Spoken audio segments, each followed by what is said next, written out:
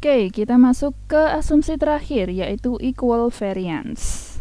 Nah, yang dimaksud equal variance itu adalah errornya memiliki variance yang konstan. Berkaitan dengan asumsi normal yang sebelumnya kita bahas tadi, itu kan variance-nya harus konstan. Variance yang konstan ini disebut juga homoskedastisitas. Artinya, sigma kuadrat variance-nya itu bukan merupakan fungsi dari variabel prediktor.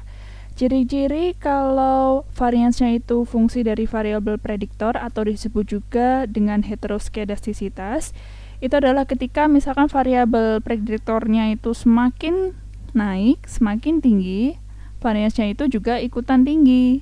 Jadi dia tuh mengikuti variabel prediktornya, kayak gitu.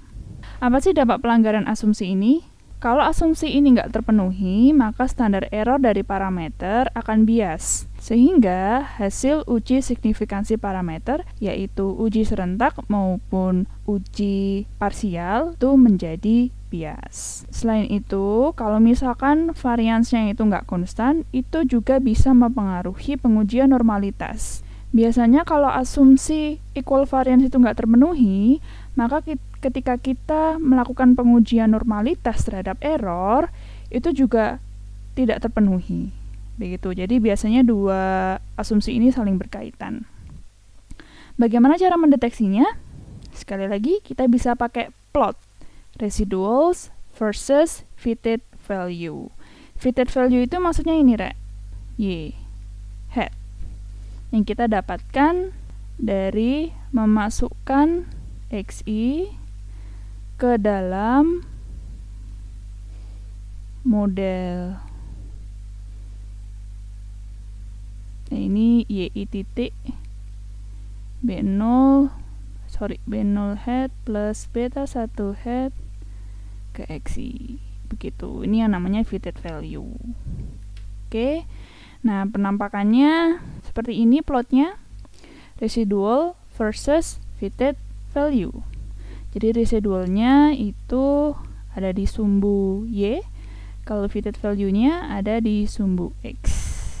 Bagaimana kita mengetahui kalau variance-nya sudah konstan melalui plot ini? Nah, caranya kita melihat titik-titik yang berwarna biru atau merah ini adalah titik-titik residual secara acak membentuk horizontal band di sekitar garis 0. Yang dimaksud horizontal band itu adalah jadi dia menyebar secara rata, tidak membentuk pola tertentu.